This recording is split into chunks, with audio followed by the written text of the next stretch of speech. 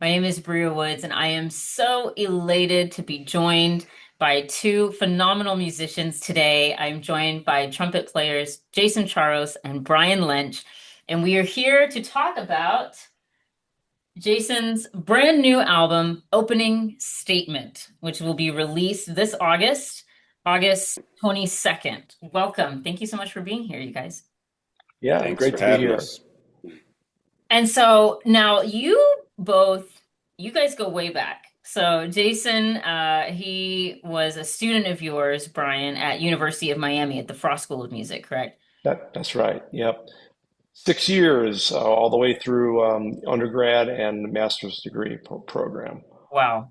So Yeah. when you first encountered Jason as a student, do you remember your first impression of him? Well, I like, wow, this guy could play the trumpet pretty good. Um, that was fairly quick, and um, I really felt lucky to have him be part of the that freshman class that year, which was a um, pretty high level class, and Definitely. of course our my young and your contemporary friend David Snyder was a part of that, Hmm. and also Zach Davis, who's another very fine player, and it was it was very high level, and it was really something to have so many good players coming in, and it's a challenge sometimes to find things to keep them keep them growing, because they come in with so much, and Jason certainly was an example of that. He has a lot and had a lot of special qualities, I think, which some of them come from having a very distinctive background, and also being around some, I think some good mentors early on, which perhaps continued when he fell into my clutches. I don't know. I'll leave it to him to Absolutely. make that determination. But yeah, very. It's all. I knew right away he was very serious about the music and very serious about committing to the often very very involved journey of getting to where make a contribution to the music. And Jason, so you had already been playing, I mean, since you were five, correct? You picked up the trumpet That's right. at 5. Yeah. My parents put my brother and I in this jazz band for kids. At that time, it was, I think, from 5 to 13 years old was the age range for this big band, and so that's why I started playing trumpet, And you and grew up, and you stuck with turned it. out in Clearwater, in Florida, where you grew up. Yes, Clearwater, Florida. Yeah, and like Brian was saying, I was very lucky to have some great mentors growing up, starting from um, around the time I was 10 till to now. Some of those guys I still talk to regularly. John Jenkins, who I met because my brother was taking drum lessons with him, and some other people in the area. My trumpet teacher Andrew Garrison, and the person who led a after school jazz program, Frank Williams, and our jazz band teacher at the high school, David Pate. Those were all like mentors for me in jazz coming up in high school, and then also had some mentors that were more in the classical side of playing. And you went to a special performing arts high school, correct? Gibbs? That's right, Pinellas County Center for the Arts at Gibbs High School. And so you actually mentioned that I was reading the liner notes for your album, and you actually originally wanted to be a classical trumpet player, but jazz, the realm of jazz kind of pulled you in later on. So what was that pivot to jazz for you? Well, I guess I had kind of started off with jazz, and I've been hearing it since I was a kid. I guess went more so when I was a kid, it was more big band stuff than small group. music. But I guess it was still early on when I was 14 when I said, "Oh, I want to be a jazz musician." Um, Up until that point, I thought I wanted to do both, but my goals one day was like, "Oh, I want to be a principal trumpet player in an orchestra in the Berlin Philharmonic or something like that." Um, but it was when I went to the Savannah Music Festival in Georgia, and they had a program called Swing Central Jazz that was being run by Marcus Roberts. And at this event, he was there along with Christian McBride and his trio at the time, Christian Sands, Ulysses Owens, Etienne Charles was there, and Terrell Stafford, and Jason Marsalis, Cecile McLaurin-Salvant, Dave Stryker. I'm just like, it's coming back to me all of this now, all the people that were there and how inspiring it was for me as a freshman in high school. Uh, and that was a turning point for me that I wanted to fully dedicate myself to this music. And so fast forward to when you first walked into Brian's classroom at University of Miami at the Frost School of Music. Were you already familiar with Brian before you took his classes? I was familiar with, I knew who he was. Up to that, I hadn't uh, listened to his music prior to our conversation before I got my audition. Um, and then I was like, oh, let me check out his records. But I already knew who he was. I knew he was a jazz messenger, and I was familiar with him. And that was a dream for me because the institution of the jazz messengers was and still is one of the biggest influences in my musical growth and development. And I considered it and still do a tremendous honor to have studied with somebody like Brian.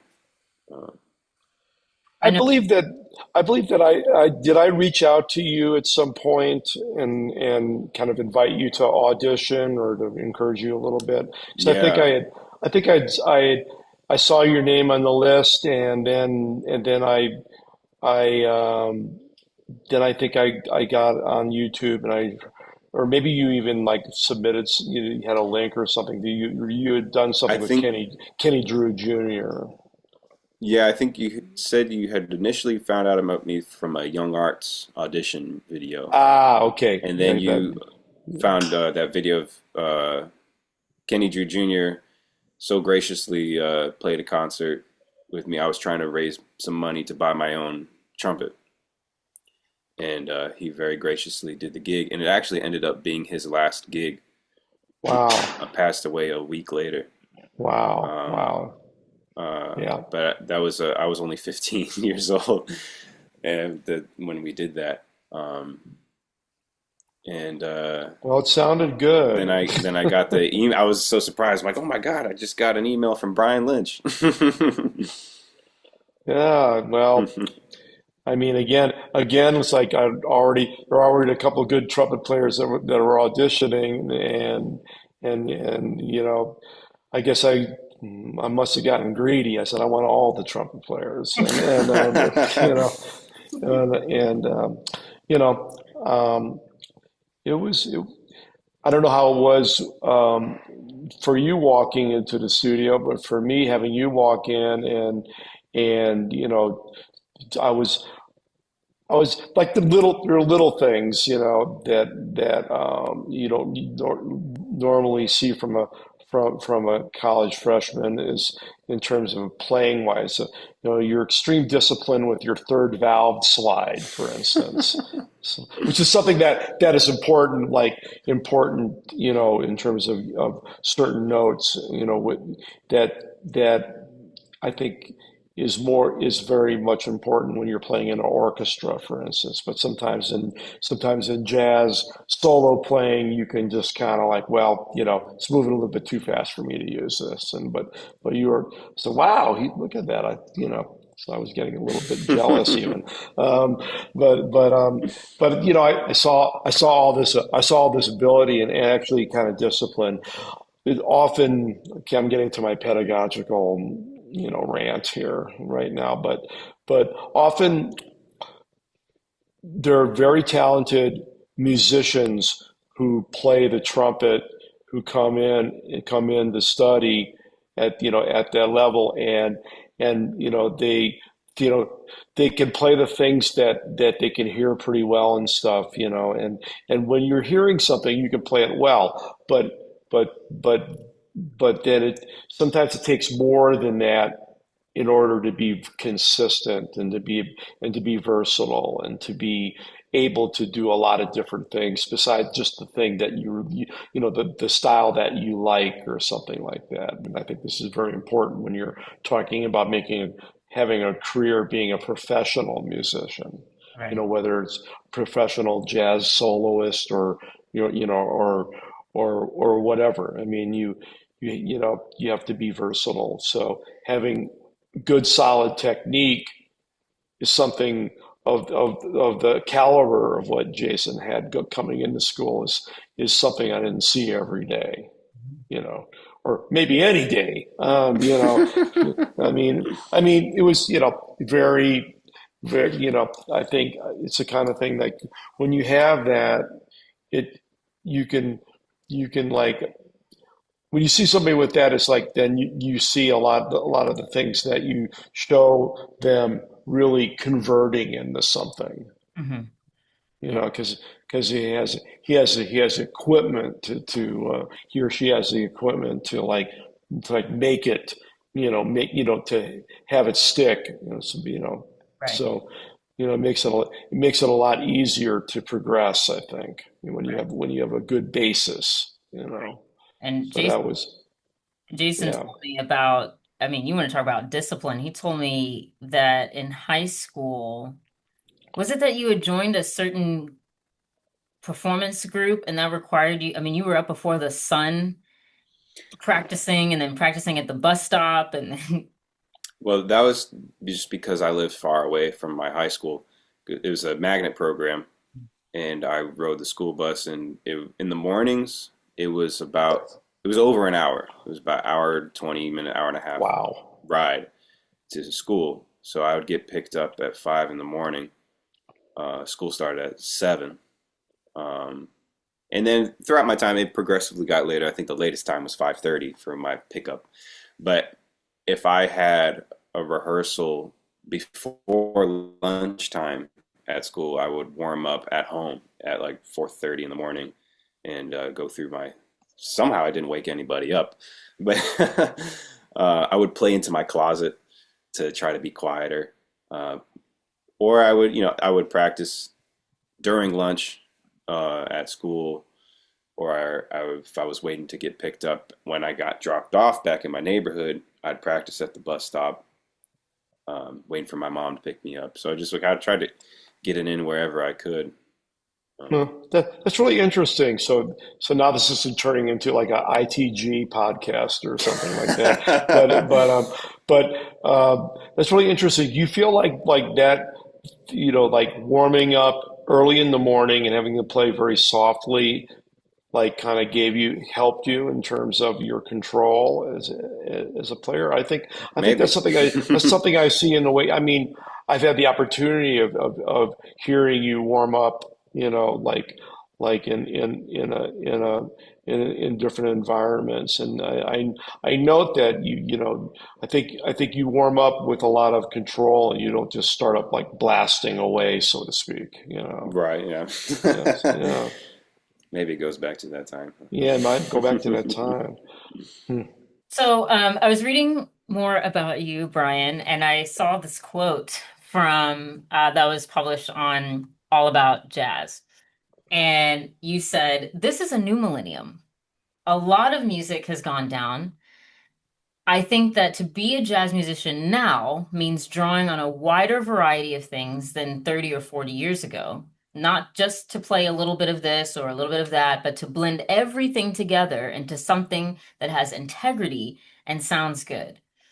And this is also evidenced by the variety of musicians that you have collaborated with, artists such as Benny Golson, Toshiko Akiyoshi, Charles McPherson, Latin icons such as Hector Lavoe, Lila Downs, but also, and this was news to me, I didn't know that you collaborated with Prince.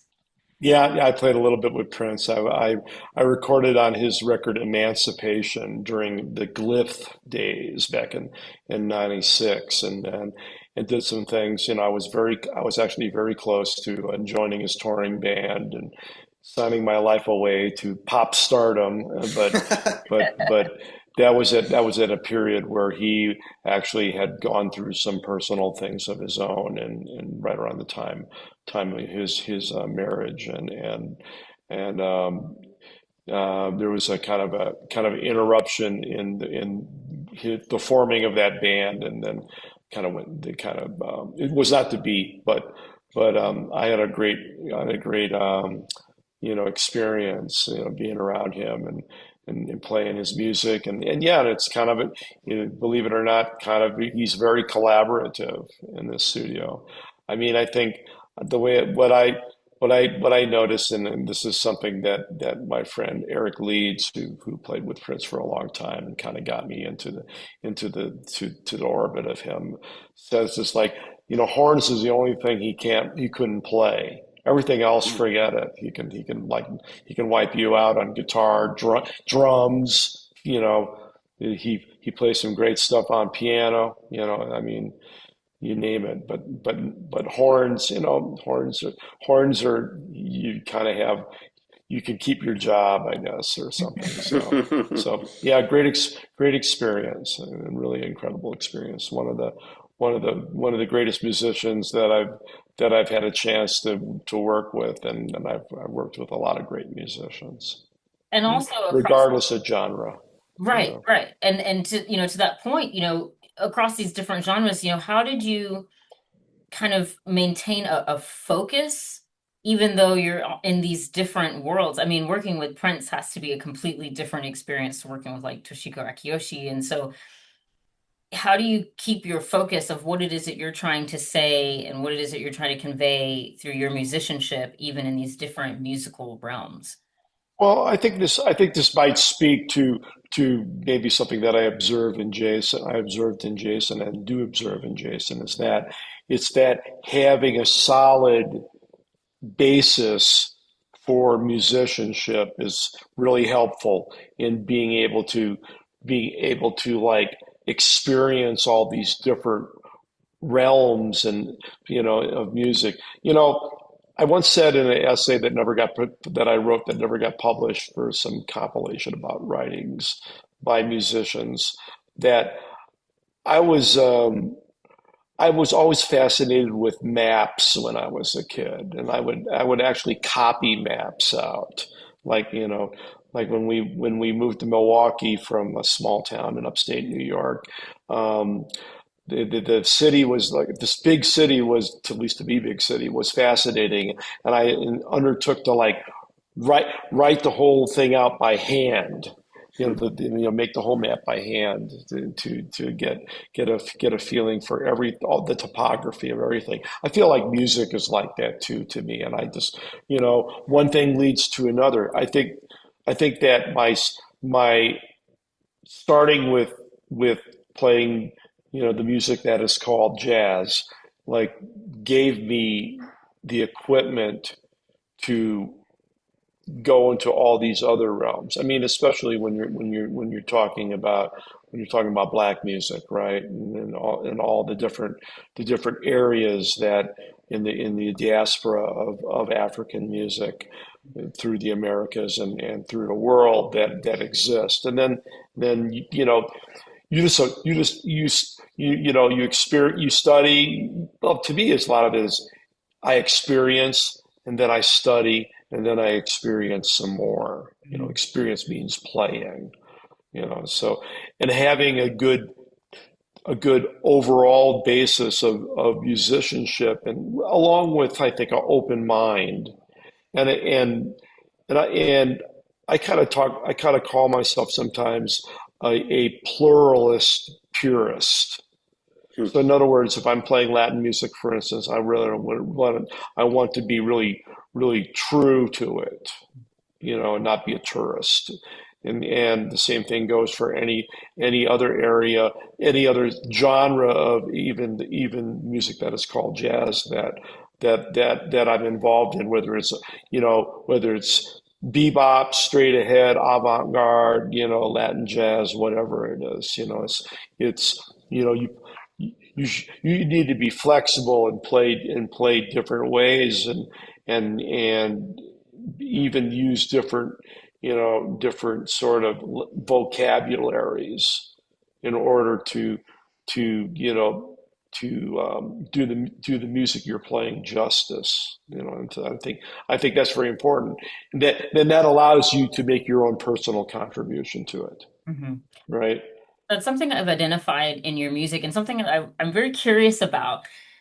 So you, one of your Grammys was Best Latin Jazz Album for Simpatico. this one. There Yeah. it is. Me and And the maestro. Yeah. yeah. And so, and some of your Grammy nominations are for Latin jazz projects. And so Right. I'm curious, how does a gentleman such as yourself who grew up in the Midwest get folded into the Latin jazz world, not just the music, but also the culture? What even drew you to it in the first place? And how did you get folded in so that, to your point, you can play with this compelling authenticity? There's a number of things here. I think growing up musically in the 1970s was the era where a lot of the music had Latin you know, influence embedded into it in various ways. I mean, whether you're listening to McCoy Tyner or Woody Shaw or so many, or even fusion music, right? It's different variations on Afro Latin kind of sound, kind of rhythms and sounds, but then I think, and also Horace, for instance, Horace Silver is another example, and liking all that music and coming up in that era and being somebody who wanted to jump into the professional scene. I was unconsciously, I think, imbuing a little bit of this, but then a little bit later on, I actually had the opportunity to join a salsa band, or actually it was kind of a Latin jazz band, but that played a lot of salsa in my hometown of Milwaukee. And through that experience, and the gentleman who I will name his name, Tony Ramos, who put this band together, and he just passed away recently. Um, he had written his own Latin jazz compositions for a salsa band instrumentation.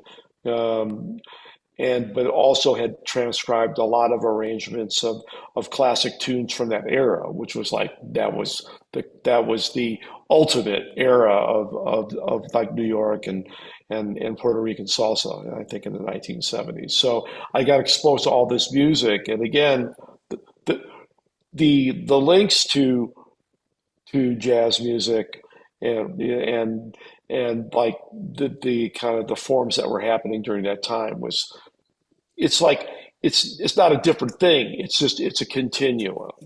You know, what does he say that the jazz and Latin music were two rooms in the same house, and that house is African inspired music, right?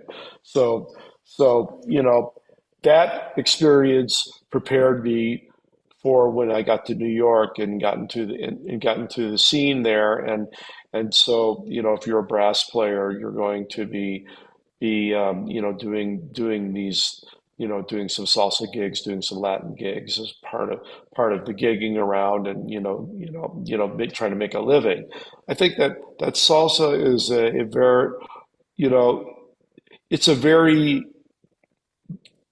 to be like it's a communal kind of music in a way that sometimes jazz, like the jazz that I've experienced at least, wasn't.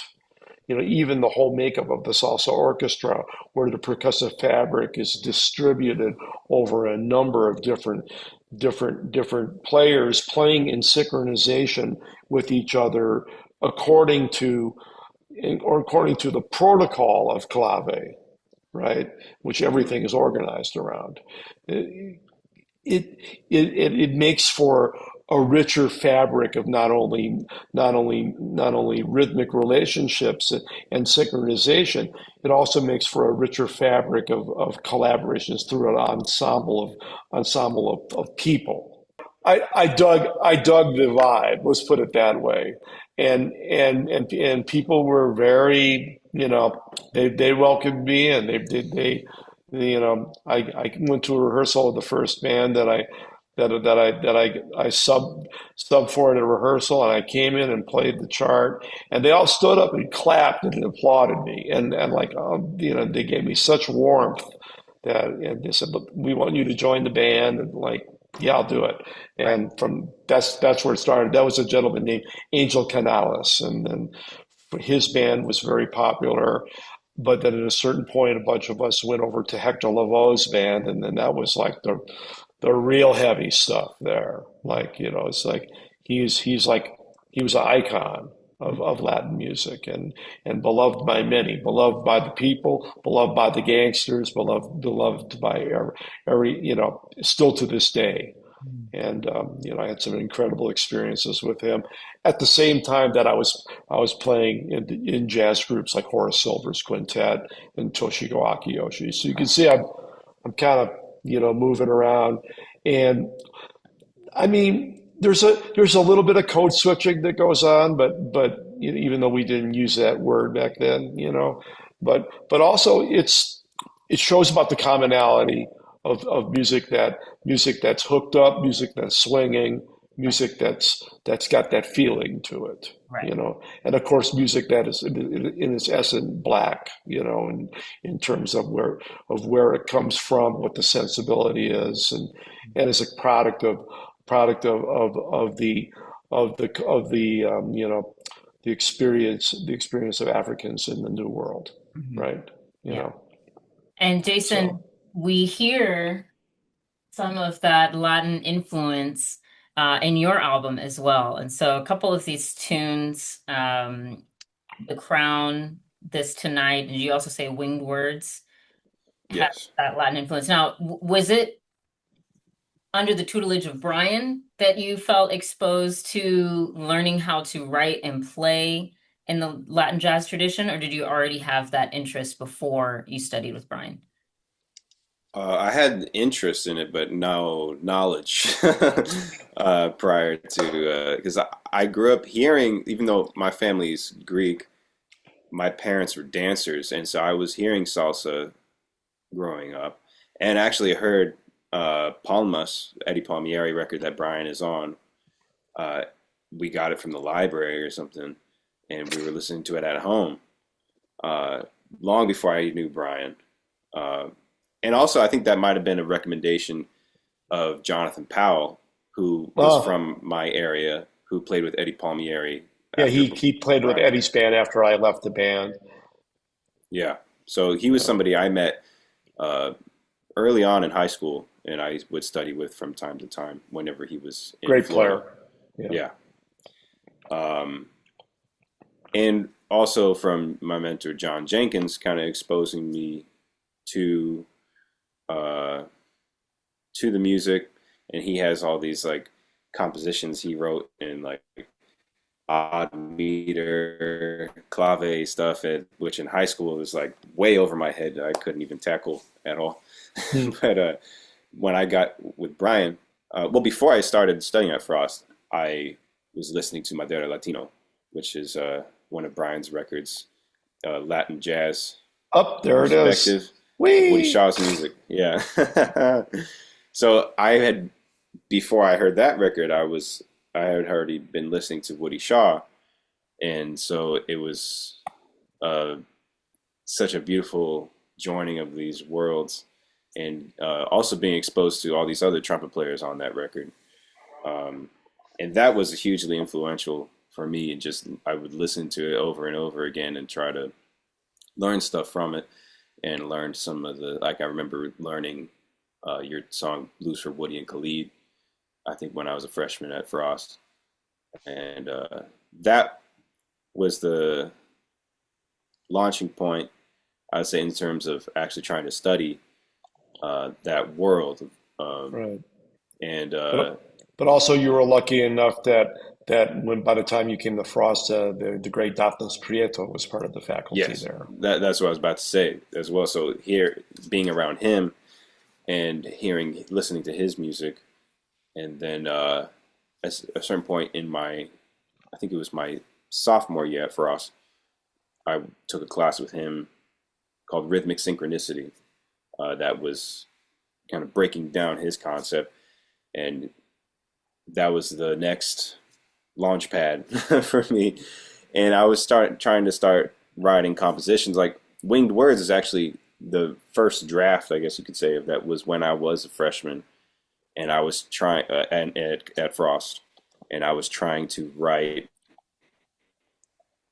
something in the style of one of Brian's compositions, and that was my goal. Like I wanted to capture that sound of his music and Woody Shaw, and initially it wasn't. My intention was it was to just be swinging all the way through and not be a enclave, and I decided to switch it up, and I brought it to you in a lesson, and you're like, man, your phrasing's all messed up with I the did. clave. Oh my God. Like this is you need to switch this stuff around. But that was a hugely important lesson for me, and so then I reworked all these things, and then it continued to evolve. Even a week before we recorded it, I was still Mm. like, let me try this. Let me change it up here, and it was that was the start of that process. And then I took composition with Daphnis and kind of got a glimpse into his perspectives and ideas about composition and different ways to begin a composition or different tactics you can employ. So that's actually where I wrote The Crown, the initial draft, I guess you could say, and This Tonight. We're in his class, and Hmm. and with The Crown, it was really I had the intention of like really capturing Daphnis's sound, and but also incorporating certain elements of other influences that I had.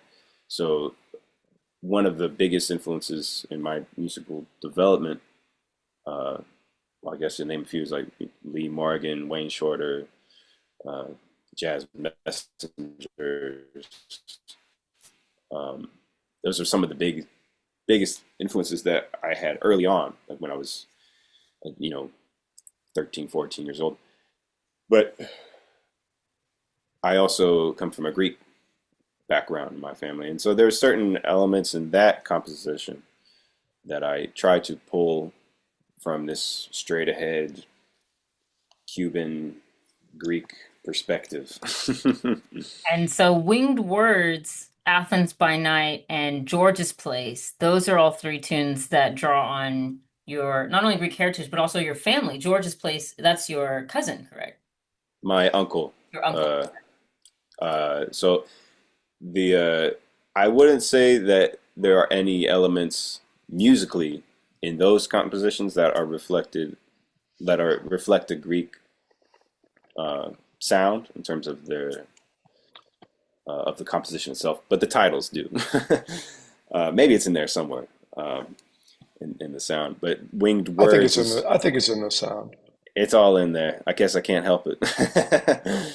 um, Winged Words is a phrase that's used repeatedly throughout the Iliad and Odyssey that scholars think was used to represent a sense of urgency or to really pay attention to what was about to be said. So, uh, like if in the Iliad, if a god or goddess was about to relay a message to one of the heroes of the story, they would say it was, Athena spoke with winged words and whatever the phrase would be to follow. So Hmm. it's like something to really pay attention to. That reminds me so much of the phrase that I come across so much in reading in reading the words of a lot of the older musicians of a certain era that came up and they would also somebody, one guy was talking about, Charlie Parker, somebody who had played with him in like, Jay McShann's band or Hmm. Eckstein's band or something. And so the thing about Charlie Parker was he paid strict attention to what people were doing. So in other words, it's a special kind of quality, and there's a marking Mm. when you use the word strict attention. It's like Yeah. I always so love that combination of words, and it means so much to me. I guess that's kind of like winged words too, Yeah. And I also like the idea of words having life and motion to them. Hmm. Like they carry power. Hmm. Um, Well, and that's Absolutely. the inspiration behind Omni American Up. Club as well. This was your another Grammy Award-winning album and drawing inspiration from the power of words. Yeah, absolutely. I've always been an avid reader, something I think my parents gave to me, and it's kind of a bit of a chronicle, a snapshot as of 2019, 2020 of some of the writers and some of the literature, both nonfiction and fiction, that have influenced me a lot, in terms of its you know how it influences the way that I look at the world, you Mhm. know. And I have to say that since it came out, um, it hasn't, I haven't repudiated any of it. Let's put it that way. Yeah.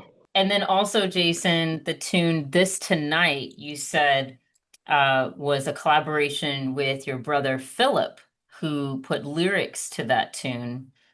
And you're also very close with your brothers. You've been playing with them pretty much your whole life, and you yeah. all kind of have I'm, your own brotherly band.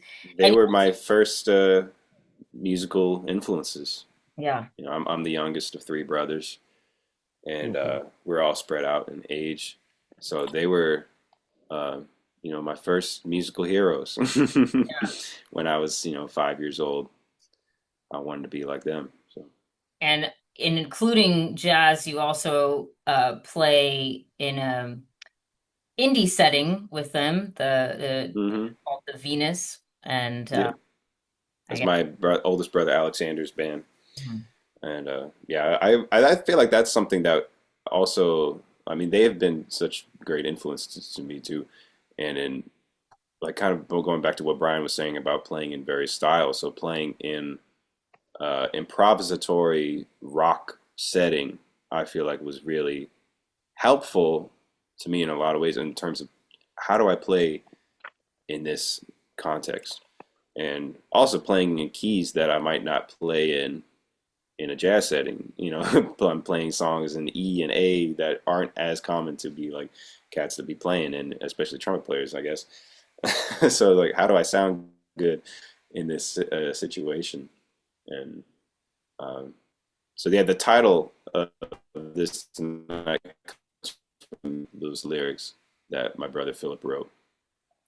And I guess going back to Omni American Book Club, that was another. I was very uh, fortunate and honored to be in the trumpet section on that record, and that was another hugely influential album for me, just to be playing that music. And I would in my car I have put CD and I would just have it playing on repeat and just trying to study these compositions that these odysseys that Brian wrote, and and so that was hugely influential. Uh, being able to play that music. Yeah. And then you go toe to toe with Brian on BL's Bag on your album. Yeah, that's right. Yeah. Um, that was another thing in my study with Brian was his introduction to me of Booker Little's music, and I really took to it, and it became very influential in my playing as a trumpet player and also in composition. I remember, or I sort of remember when I first went to the computer I think you're gonna like this, and Yeah, maybe I played something from the quartet record, right, or something, like yeah. Opening opening statement. stig It was statement, opening right? statement. Yeah, That's where the title of the record comes from, yeah, is from a Booker Little composition. Um, yeah, I mean, yeah. I sometimes have a good like intuition about like what somebody might like to be exposed to when and it's one of my great pleasures is to turn people on to music that may influence them or may like, I like the way you sound. You need a little bit of this, and throw that in. It's kind of like making the Yeah. roux or something, you know. So yeah, I think that was a good thing, Hmm. and you jumped on that, and really ran with it. So that tune is kind of loosely based, or mostly based, I guess, on Chords but wise, the chords. yeah, Yeah, the chords of the song are on the Booker Little composition "Dungeon Waltz," which comes from his record Booker Little 4 plus Max Roach. yeah, yeah. And the most of the harmony is based on that tune, Hmm. and then the melodic content is I was trying to pull from concepts and that I was learning from Brian, um, and so that's why it is in dedication both to Booker Little and to the professor Brian Hmm. Lynch. The professor, the old professor. Opening statement is going to be released on on my label, Holistic Music Works, and I'm excited to, I started this label a number of years ago after I did the Simpatico record, which was put out originally on Artist Share, through Artist Share, which was a platform that enabled independent artists to find support for their work and own their work, but still kind of through an intermediary in terms of a label, which was good. I mean, it certainly helped me a lot to have the support of Artist Share, when it came out, and when it got marketed and things like that.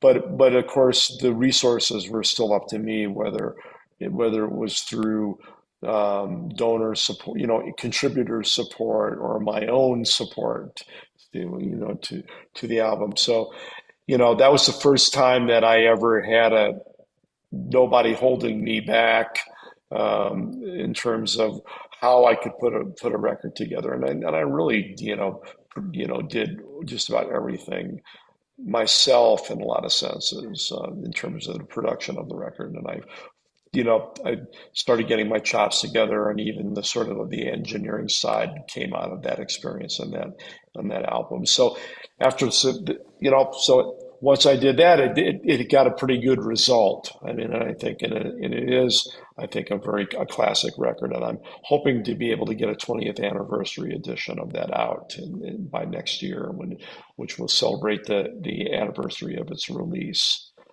20 years ago this fall, it was recorded.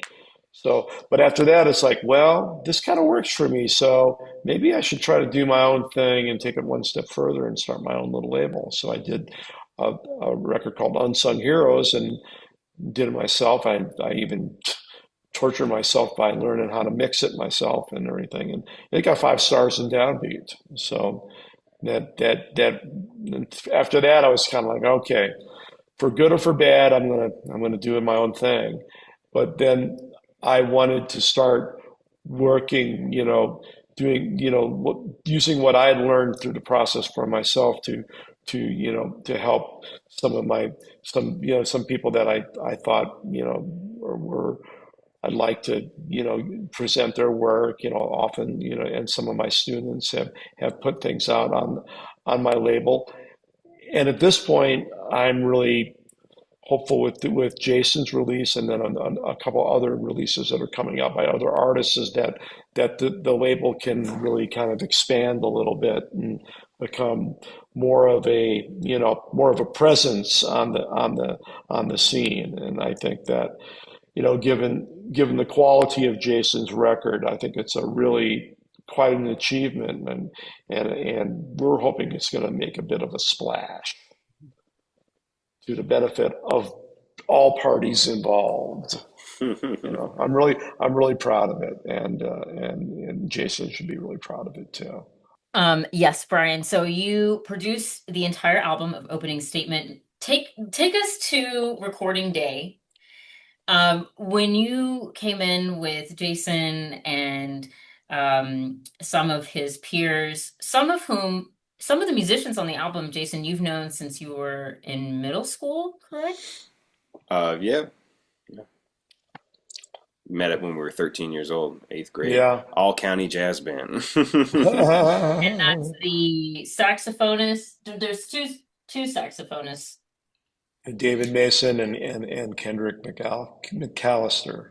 right? Yes, And then you've also known Connor Rohr, the pianist, for a we while. we met at Frost. Yeah. Frost. Yeah, yeah. Hmm. And so, for you, Brian, when you all walked into the studio to record, were there any moments of like bated breath that you had, like, oh Lord, are they ready for this?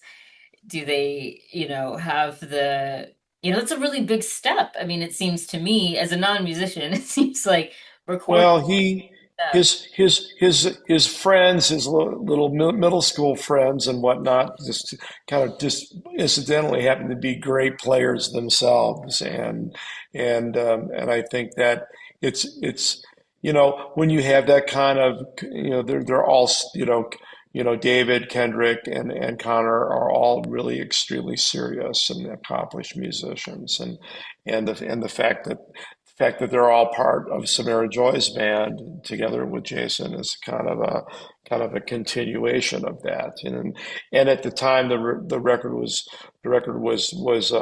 recorded, this was just kind of forming into the octet of Samara, and so it was just a portent of really some great things to come in terms of the success that group has enjoyed. And Jason prepared the session very well. I really my production role was more afterwards, when we were getting it all, putting all the stuff together and making sure that everything was polished to where we wanted it, the way that you can do if you have a lot of money, or if you have a teacher who knows how to do some of that stuff, which fortunately I have gained that knowledge over the years doing my own stuff. I think we were able to put together a really nice sounding record. And of course, a lot of kudos to the Jetty master of mixing, David Darlington, who does all my projects, and subsequently after that, uh, I was able to get on Samara's Portrait album as the mixing and mastering engineer. It's been a really basic part of my team, and you know, so really. No, I don't think there was. It sounded good. It sounded good in the studio, and it sounds great on the record. It sounded both great in both places. So no, it wasn't. It wasn't like, oh my God, what's going to happen? It never. They had it together, and of course a mix, and then a mix of we had some experienced players, and Yeah. and the guests, myself and Daphnis Prieto, and Melvin Butler, who's quite a unique player, I think, as a guest on tenor saxophone, who is part of the Frost School in the musicology department. So he's an Yeah. And I guess to incredible go back person as well. to in terms of music education, Melvin was another influential teacher in terms of how I thought about music, as well in addition to Brian and Daphnis. But with Melvin, I took a lot of musicology courses with him, and discussing the philosophies behind music and really studying what music means in different places around the world and to different cultures. And he's a very influential teacher.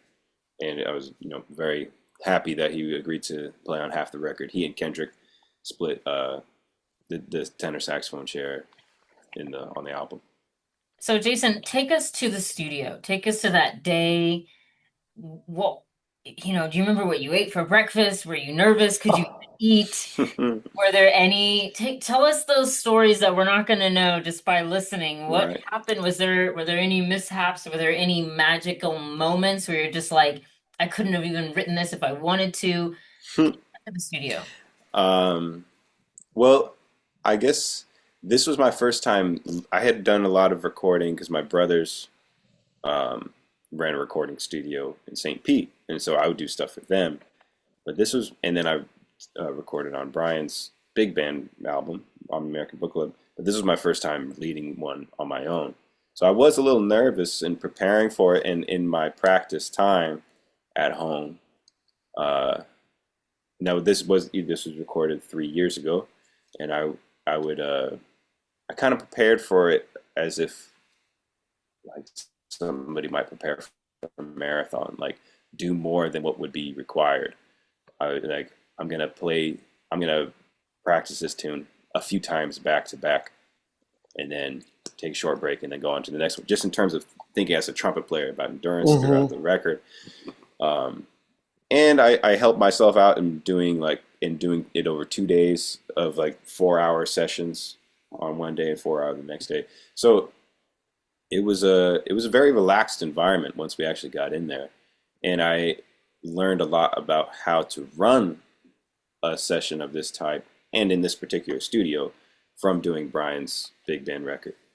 Um, so it was a great time, and especially when we recorded The Crown, um, to see Daphnis in the booth playing one of my compositions, and then when we did Beale's Bag, I think we did that.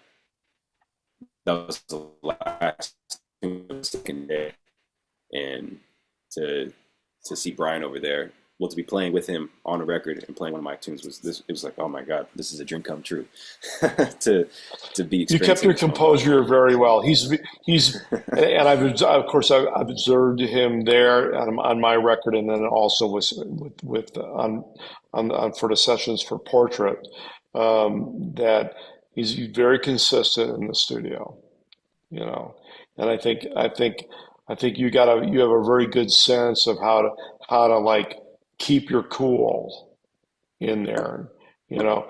But again, it's like he's got the equipment. He's like, I mean, a lot of times with trumpet players, it's like, they have to pace themselves because they're going to run out of steam.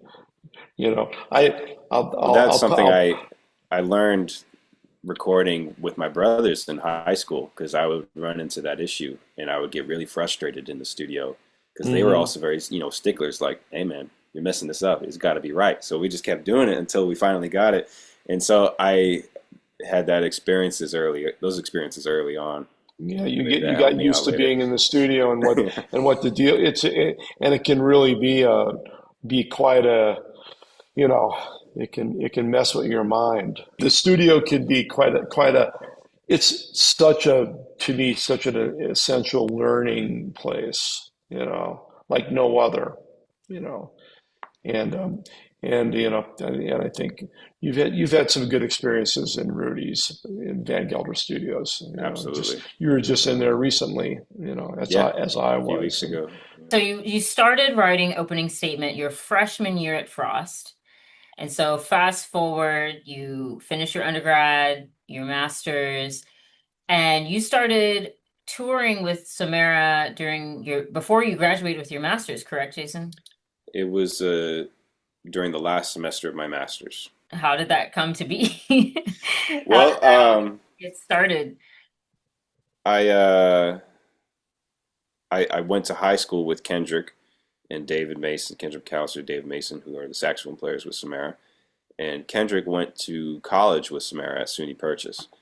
And so I had met Samara at Mesro in New York in about, I think it was December 2019. And just because of Kendrick being a mutual friend. And so that's how we initially met. I remember we went to a session at Cleopatra's Needle right before, a couple weeks before they completely closed. And so that's how we met initially. And then I guess fast forward, that was 2019, 2023 was when, well, I guess the end of 22 was when we started having discussions about going on the road and writing arrangements for the band. And it was in March 2023 were the first gigs with Samara.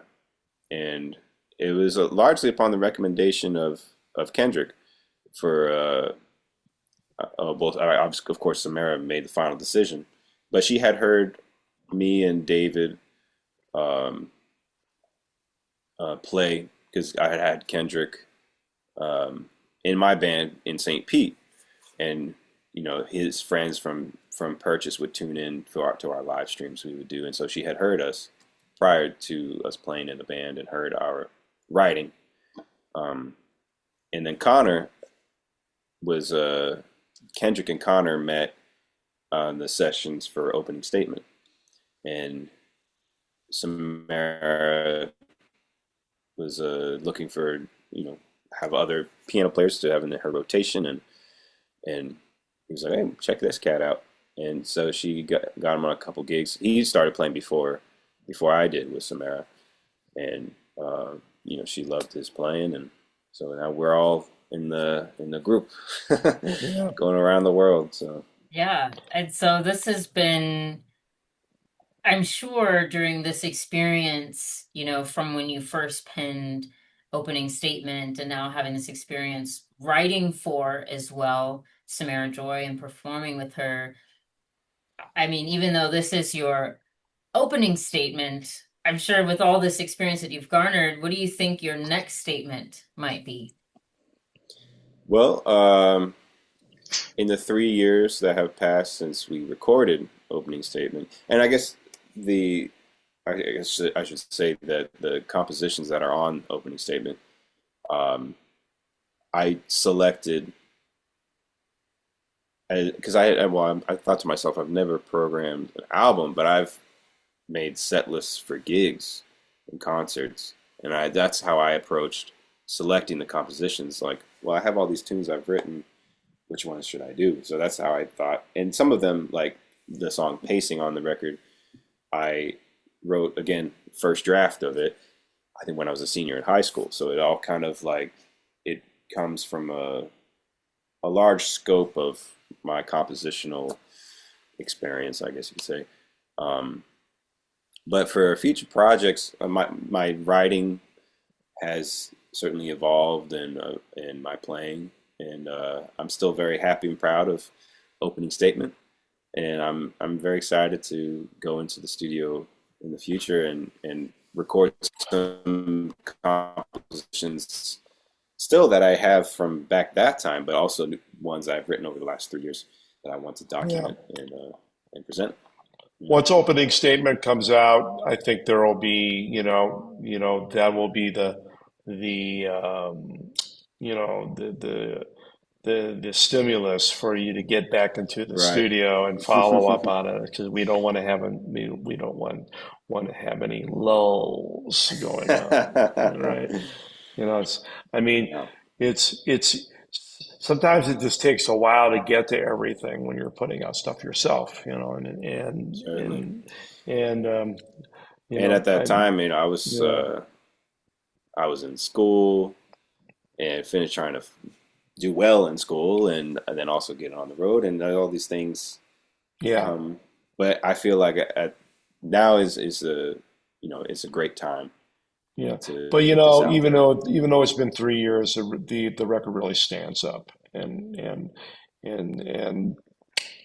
like I said, I think people are going to really like this a lot. Have been a graduate of, I mean, some really storied ensembles, the Horace Silver group, Art Blakey's Jazz Messengers. You were the last trumpeter to come through Art Blakey's. I was. Uh, And I count my relationship with Eddie Palmieri in the same category, and also with Phil Woods, who I played with for over 20 years. and so how do you think is that your hope as well that Jason would be able to continue his education even though he's graduated? Is this opportunity performing with the Samara Joy Octet, do you see this as kind of the same experience that you had, let's say with these groups, being able to continue that education outside of the classroom and now in the bandstand? Absolutely. And again, there's not a lot of the the process is a little bit different from than when I was his age in terms of the Horace Silvers and the Art Blakeys are not around, and the music, maybe some of the musicians that are of the same kind of generational relationship are not in the position to like you know like mentor in the same way that, I mean, you have to kind of remember there's only a very few musicians that had the vision and had the spirit and the clout to create these kind of institutions like the Jazz Messengers at any one time. So it's kind of more up to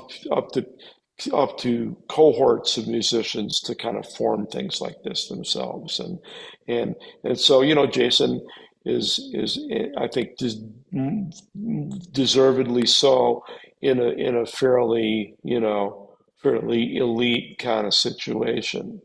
And again, and like I say, deservedly so, because I think he's just at the beginning of a process that will see him making an impact and a positive effect on the perpetuation and the persistence of this musical art form that's so important, and so and as somebody who was somebody who had an influence on him, I consider myself still a mentor.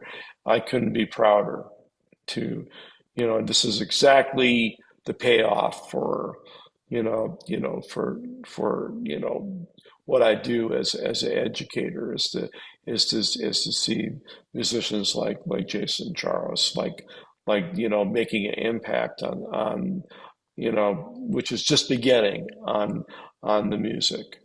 So that's very it's validating, right?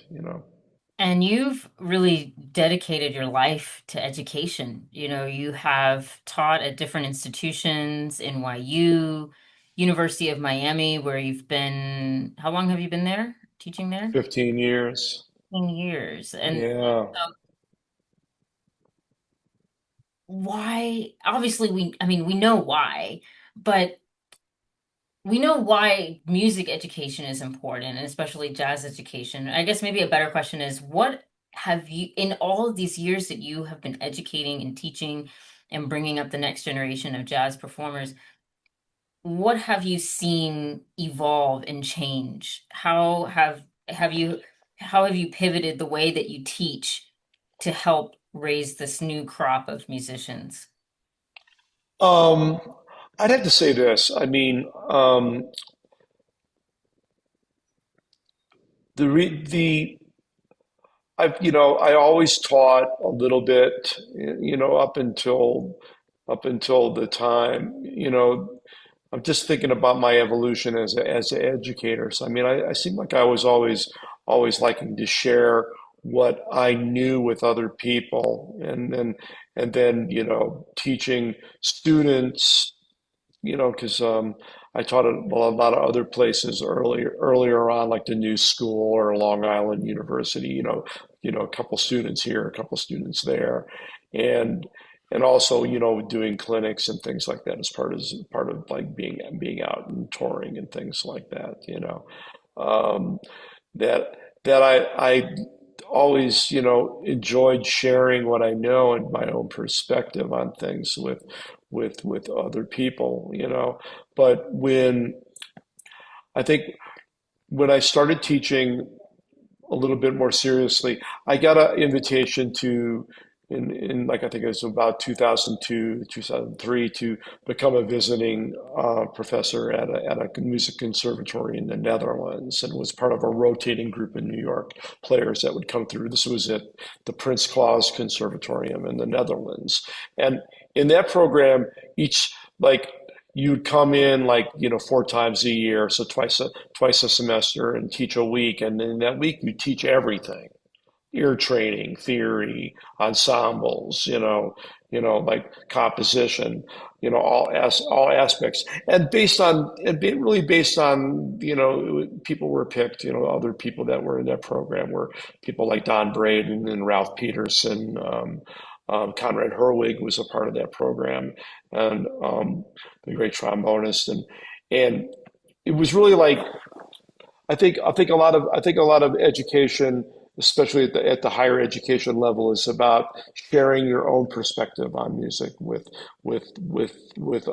your students. So in other words, you're kind of teaching you know, and when that experience, and then also being invited to join the NYU faculty not long after I had actually gone back to school and gotten the master's degree there, like not too long before I started I started teaching there, and you know the real revelation was is that doing this, if I could teach myself, and maybe it's good when the things, so I can teach the things I'm interested in. I'm interested in a lot of different things, and I'm also interested in fundamentals and basics. And being a trumpet player, you have to deal with fundamentals and basics every day. It's like you want to start over again every day as a player. It's at least it feels like that sometimes. Right, yeah. But I found like something. This is a way for me to keep it together as I you know as I go through my mortal coil, so to speak. So it's I feel like it's been very beneficial for my own continued development as a musician and my longevity as both a trumpet player and as a musician. And really it's a lot of it is just journeying through the endless the endless thing about music. Music is endless, and music is something that if you think you've got it figured out, then mm-mm, you know it's music is bigger than any of us, and it passes through you. It's not necessarily a possession. And I think a lot of people will say something like that. It's like, one of my influences, the great Tom Harrell, said something to the point of like, I work really hard and to play well, and my reward is that when I play, I get to experience beauty. Not that I play beautifully, I get to experience it, like the music passes through you. And Mm. that's where, I think what I'm looking for is is a quality of experience more than anything else, more than being, like, the cat or whatever, that kind of, or making a lot of money or anything like that. It's like I want to have I want to have beautiful and pure experiences, you know, and share that idea with people, you know. So it's a spiritual thing. And Jason, can you share a lesson or message that Brian taught you that has left an indelible mark in your mind, or something that you still think about when you're playing? Certainly. Well, it kind of reminds me. I can't remember if I've heard you say this particular phrase or not, but definitely this lesson was passed down. Was when you said you consider yourself a pluralist purist, and the desire to study things thoroughly and not be, you know, like you said, not be a tourist in a Hmm. musical idiom. So Yeah, like I in Kenny Washington would call it like a skinny dipper. yeah, exactly. So that's in how I've begun my journey into well, I in all the things that I'm doing it, whether it's like straight ahead jazz context or if I'm delving into more Latin jazz side of things, I want to be well informed of that style of playing and not, I want to be knowledgeable of the history of that and style. And I've taken that to other interests of my life. Like I've become a very big fan of basketball in recent years, and I've I want to know and understand the legacy and the history of these players and who has influenced who, and also have looked at that in the world of comedy. And I feel like all these things kind of play into the influence of music. And that's a process I'm starting to begin now in terms of delving more seriously and deeply into Greek music and really understanding that theory. There's different scales that are used, and my brother Alexander is has been studying that very deeply, and he sent me a book about Makam the other day. That's like it has a different name in Greek than in more Arabic music art forms, but that's a lot of the same kinds of scales. So that's something Hmm. that a process that I'm seeking to begin now, because I don't want to be doing that uh, halfway either. As a trumpet player, the being able to join operating the instrument and creating music at the same time, and that I something that he really instilled in me to be doing in the practice room is whatever things I'm working on that are focused on a particular area of playing the trumpet, that it has a musical, um, like placing that in a musical context. And that has been something that has really helped me because that's something I struggled with earlier on in my development is I would practice all these technical exercises for the trumpet and then I would go and play. And for some reason, all those things went out the window when I went to play on the bandstand. So being able to practice playing music and making the trumpet and music be one thing has been a huge lesson that he instilled in me. Yeah, yeah. I'm kind of big on big on the idea that when you're an improvising musician, technique is like a different thing. It's much more of a moving target when you're improvising, because it's not like okay, I'm gonna play this piece. It's like you're making the piece, at Hmm. the same time you're playing. So you have to be you have to be much more flexible. I mean, it's not like you're just making it up out of thin air either, which is sometimes a misconception about improvisation that people have. I mean, you practice and you we practice a lot of things so then we don't have to think about it when we're playing. So in other words, it's we can co- we can we can our minds can be free of any worries about accessing the things that we want to make, the materials that we want to make our improvisations out of, you know. And I mean, this is the kind of thing that makes improvising musicians very good, in like situations like being in the studio or playing different styles of music because they have that kind of master skill of that applies to, you can figure out what something's supposed to sound like, and then you'll go and sound like it. It's all about listening, I think, and the more that the more different things that you listen to, and the more, and again, to me, it's like I always, going back to that map metaphor. And it's like, oh, this is kind of like here, it's like there, and you know, this is a version of that in that place or something like that. You know, what side of town is the bakeries on or something like that. And you can find that in Macam, and you can find that in bebop, right? You know, and and and so I think a thorough study of the music that's called jazz can like give you the kind of skill set in order to really get deep into these other things, even if it's basketball or comedy, right?